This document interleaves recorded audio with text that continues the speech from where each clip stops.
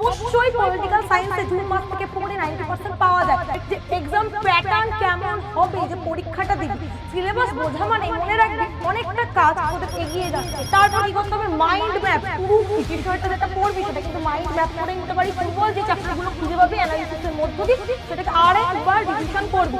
Hello hello hello সকলকে PW Bangla arts চ্যানেলে স্বাগত। আশা করছি তোরা থাম্বনেল দেখেই বুঝে গেছিস আজকে আমি কি বিষয়ে তোদের সঙ্গে আলোচনা করতে চলেছি। আমার ক্লাস 11 এর যোদ্ধা বাচ্চারা, তোদের এবার থেকে কি করে তোরা পলিটিক্যাল সায়েন্সে 90% স্কোর বিশেষ করে জুন মাস থেকে পড়ে করতে পারিস, সেই একটা স্ট্র্যাটেজি ভিডিও নিয়ে চলে এসেছি আমি। পুরো ভিডিওটার সাথে তোরা অবশ্যই থাকিস। তো দেখ, অবশ্যই পলিটিক্যাল সায়েন্সে জুন মাস থেকে পড়ে 90% পাওয়া যায়, কিন্তু তার আগে আমাদেরকে কিছু বেসিক জিনিস জানতে হবে। যেমন কি, যেমন জানতে হবে আমাদের যে এক্সাম প্যাটার্ন কেমন হবে, যে পরীক্ষাটা দিবি। কারণ তোরা এতদিন অবধি সেমিস্টার প্যাটার্ন কি জানতি না, 11-এ উঠে জানতে পারলি যে তোদের সেমিস্টার এক্সাম দিতে হবে, যেখানে ফার্স্ট সেম এবং সেকেন্ড সেম মিলিয়ে ক্লাস 11 হয়। ফার্স্ট সেমিস্টার মূলত তোদের 40 নাম্বারে হবে, সেই 40 নাম্বারের মধ্যে সমস্ত প্রশ্নই থাকবে এমসিকিউ বেসড। কিন্তু সেকেন্ড সেমিস্টারও 40 নাম্বারের পরীক্ষা হলেও তাতে কিন্তু প্রশ্নের মান থাকবে, তোদের খাতে উত্তর লিখতে হবে কত নাম্বার, 2, 4 এবং 6। এই হচ্ছে তোদের সেমিস্টার সিস্টেমের প্রথম ধাপ। এবার বুঝতে হবে তোদের সিলেবাসটা, কারণ সিলেবাস বোঝা মানে মনে রাখবি অনেকটা কাজ তোদের এগিয়ে যাচ্ছে। রাষ্ট্রবিজ্ঞানে ক্লাস 11-এ সিলেবাসকে দুটো ভাগে ভাগ করেছে। প্রথমটা পড়তে হবে রাষ্ট্রবিজ্ঞানের তত্ত্ব এবং ধারণা, দ্বিতীয়টা পড়তে হবে ভারতবর্ষের সংবিধান। এই দুটো যে তোদের ভাগ রয়েছে 11-এর ফার্স্ট সেম এবং সেকেন্ড সেম জুড়ে যতটা তোদের পড়তে হচ্ছে, সেখানে তোদের একটা আমি ছোট্ট টিপস দেবো। তোরা অবশ্যই আশা করছি এতদিনে সিলেবাসটা কি দেখে নিয়েছিস। সিলেবাসটা দেখার পর তোরা নিশ্চয়ই নোটিস করেছিস কোন চ্যাপ্টারগুলো থেকে পরীক্ষায় সব থেকে বেশি প্রশ্ন আসছে। সেই চ্যাপ্টারগুলোতে সবার প্রথম ফোকাস করবি। যেই চ্যাপ্টারগুলোতে পরীক্ষায় দেখবি 10 নাম্বার 8 নাম্বার করে কোয়েশ্চেনের ওয়েটেজ বেশি, সেই চ্যাপ্টারগুলোকে তোরা আগে পড়বি। এটা হচ্ছে তোর প্রথম কাজ। দ্বিতীয় কাজ কি, দ্বিতীয় কাজ হচ্ছে তোদের পড়া মনে রাখার স্মার্ট টেকনিক। সবসময় হার্ড ওয়ার্ক করলে হয় না, কিছু কিছু ক্ষেত্রে আমাদের স্মার্ট ওয়ার্ক, বুদ্ধি দিয়ে কাজ করতে হয়। প্রথম কাজ কি, পড়া মুখস্থ নয়। তাহলে কি করতে হবে, কনসেপ্ট ক্লিয়ার। যারা টপার তারা কিন্তু কখনো মুখস্থ বিদ্যা চলে না, তারা বুঝে বুঝে কাজ করে এবং যেটা বোঝে সেটা অবশ্যই তারা খাতায় নোট ডাউন করে নিজের ভাষায়।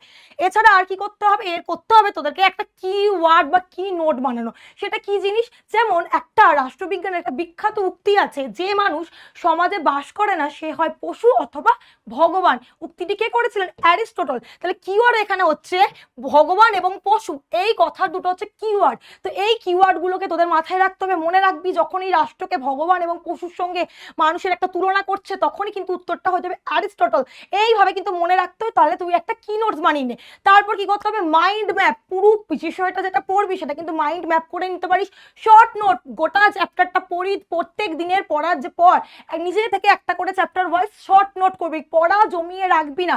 এছাড়া আর কি, ফ্ল্যাশ কার্ড, ফ্ল্যাশ কার্ডকে বিভিন্ন কালারফুল করতে পারি। সেই ফ্ল্যাশ কার্ডের মধ্যে খুব বেশি ইনফরমেশন থাকবে না, কতটুকু থাকতে পারে, থাকতে পারে রাষ্ট্রবিজ্ঞানীদের নাম, থাকতে পারে তাদের লেখা বইয়ের নাম এবং বইয়ের সাল। এইগুলোই তোদের পড়ার টেবিলের সামনে একদম রেখে দিবি। যখন তখন ঘুরতে ফিরতে অন্তত এই ফ্ল্যাশ কার্ডগুলো দেখলে তোদের যে প্রথম প্রথম রাষ্ট্রবিজ্ঞানীদের নাম মনে রাখতে যে সমস্যাটা হচ্ছে সেটা কিন্তু আর হবে না। এটা হচ্ছে তোদের সেকেন্ড কাজ। 3 নম্বর কাজ তোরা কি করবি, তোদের এই যে জুন থেকে কি করে তোরা প্রিপারেশন নিবি, কারণ তোদের পরীক্ষা অলমোস্ট সেপ্টেম্বরের ফার্স্ট উইক। তাহলে হাতে জুন জুলাই আগস্ট 3টে মাস আমি পাচ্ছি, জুন অলরেডি স্টার্ট। তাহলে আমাকে আজ থেকে আমার কাজ শুরু করতে হবে। জুন মাসে কি করবি, প্রথম অধ্যায় তোরা পড়া শুরু করবি।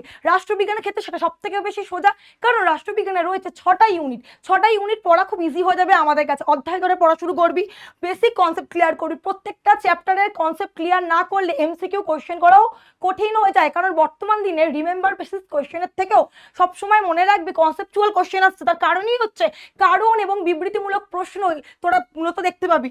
আর প্রত্যেক দিন 15 থেকে 20টা করে এমসিকিউ চ্যাপ্টার ওয়াইজ প্র্যাকটিস করবি। জুলাই মাসে কি করবি, এই যে পড়াশোনাটা আজ থেকে তোরা যেটা শুরু করছিস সেটাকে কন্টিনিউ করে নিয়ে যাবি, কোনো ফাঁকি দিবি না। নোটস নিজের হাতে অবশ্যই তৈরি করবি, আর নোটসের জন্য কোনো খামতি রাখবি না। আজ যে চ্যাপ্টারটা পড়েছিস আজকেই নোটস বানিয়ে নিবি।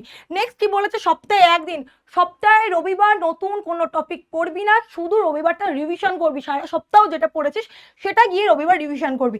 অগাস্টে চেষ্টা করবি ফার্স্ট উইকের মধ্যে পুরো সিলেবাসটাকে একবার করে শেষ করে নেওয়া। তো ফার্স্ট উইকের কাজ অগাস্টের শেষ। তাহলে নেক্সট কি করবি, নেক্সট চলে যাবো আমরা হচ্ছে সেকেন্ড উইক অগাস্টের সেকেন্ড উইকের ফার্স্ট ক্লাস রিভিশন শুরু করবি। যে 6টা ইউনিট পড়ে ফেলেছিস তার একে একে রিভিশন শুরু হয়ে যাবে। সেকেন্ড কাজ কি করবি, গুরুত্বপূর্ণ সংজ্ঞা, বছর এবং চিন্তাবিদের নাম, এই যে বিভিন্ন অ্যারিস্টটল, প্লেটো, ম্যাকিয়াভেলি, গার্ডনার, গেটেল, বিভিন্ন যে তাত্ত্বিকদের নাম বলছিস সেই নামগুলোকে অবশ্যই তোরা মাথায় রাখবি এবং এই ফ্ল্যাশ কার্ডটা এখানে ইউজ করতে পারিস। এছাড়া PYQ সলভ, বিগত 10 বছরের PYQ সলভ করার চেষ্টা করবি। যদি প্রশ্নপত্র পেতে সমস্যা হয় তাহলে সংসদে নমুনা প্রশ্ন পাবি, সেগুলোকে প্র্যাকটিস করবি। প্রশ্ন যত বেশি প্র্যাকটিস করবি ভুল তত কম হবে।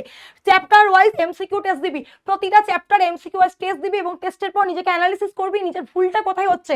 কারণ বেশিরভাগ ক্ষেত্রে আমরা টেস্ট তো দিই কিন্তু অ্যানালিসিস করি না, যার কারণে আমাদের ভুলগুলো শোধরায় না। সবশেষে কি করবি, দুর্বল যে চ্যাপ্টারগুলো খুঁজে পাবি অ্যানালিসিসের মধ্য দিয়ে সেটাকে আরেকবার রিভিশন করবি। এই করতে করতে সেপ্টেম্বরের ফার্স্ট উইক চলে আসবে এবং সেই সময় নতুন কোনো চ্যাপ্টার ধরবি না।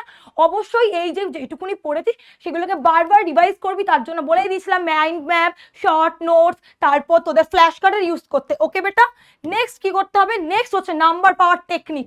নাম্বার পাওয়ার, কারণ সেকেন্ড সেমিস্টারে যখন তোরা উঠবি তোদের পরীক্ষায় 2 নম্বর, 4 নম্বর এবং 6 নম্বরের জন্য উত্তর লিখতে হবে। তখন কি করবি, তখন প্রশ্ন ভালো করে আগে পড়বি। প্রশ্ন ভালো করে পড়াটাও MCQ কোশ্চেনের ক্ষেত্রে খুব ইম্পর্টেন্ট, কারণ প্রশ্ন ভালো না পড়লে তোরা ভুল উত্তর করে দিয়ে আসতে পারিস। কিওয়ার্ডসে আন্ডারলাইন করবি, কোনো কোনো শব্দের মেন যেটা ওয়ার্ড সেই নিচে আন্ডারলাইন করবি, পয়েন্ট করে উত্তর লিখবি। অনেকে অনেক লেখে, যতটুকু নম্বর চেয়েছে তার থেকে বেশি বেশি লেখে, তাতে কিন্তু নম্বর পাওয়া যায় না। টপাররা কখনো খাতায় ভর্তি লেখে না। যদি বলা হয় 180টা শব্দ, তারা কিন্তু 180 থেকে 200-র মধ্যেই লেখে, এর বেশি কিন্তু যায় না। তারা প্রথমে ভূমিকা দেয়, তারপরে থাকে হচ্ছে তাদের মূল বিষয়বস্তু এবং সব সেটাকে একটা সুন্দর উপসংহার।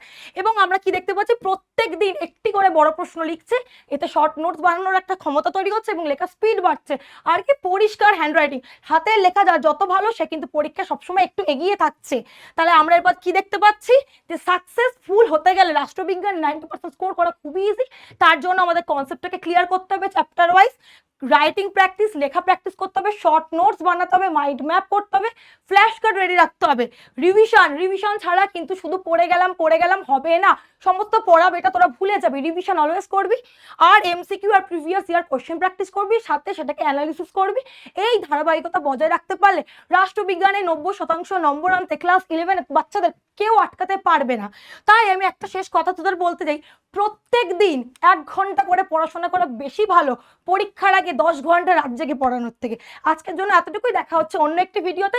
অবশ্যই ভিডিওটি কেমন লাগলো তোরা কমেন্টসে জানাস, এরকম আরো ভিডিও পেতে অবশ্যই কমেন্টস করিস।